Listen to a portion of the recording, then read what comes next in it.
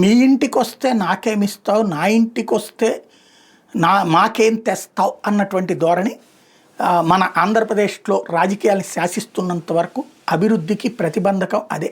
అవినీతి, పెట్టుబడులకు సంబంధించి ఎదురయ్యే సవాల్, లేదా రాజకీయ అస్థిరత. అంటే రాజకీయ నాయకులుగా మన పార్టీ వాళ్ళే వ్యాపారాలు చేయాలి, ఎదుటి వ్యాపారాలు నాశనం అయిపోవాలి అని కోరుకున్నంతసేపు సంక్షోభమే ఉంటుంది.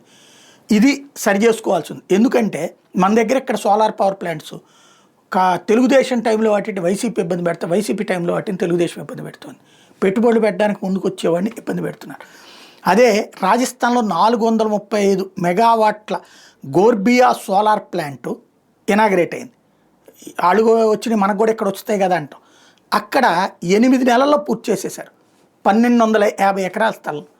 No controversy, no litigation. Congress అడ్డుపడలేదు, కమ్యూనిస్టులు అడ్డుపడలేదు, ఎవడు అడ్డుపడలేదు. జాగ్రత్తగా ముందుకెళ్ళిపోయింది.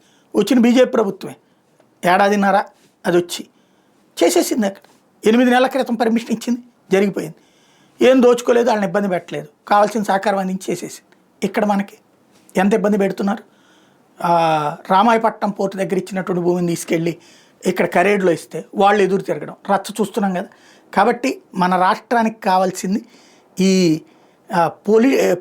ఏది వ్యాపారాల్లోకి పాలిటిక్స్, ఇండస్ట్రీలోకి పాలిటిక్స్ రాకుండా చూడటం. ఇప్పుడు ఇది వచ్చేటప్పటికి 128,000 ఇళ్ళకి కరెంట్ వస్తుంది. అట్లాగే 7 లక్షల టన్నుల కార్బన్ డైఆక్సైడ్ క్లియర్ చేస్తుంది. At the same time 1300 robotic క్లీనర్స్ని దీనికోసం ఏర్పాటు చేశారు.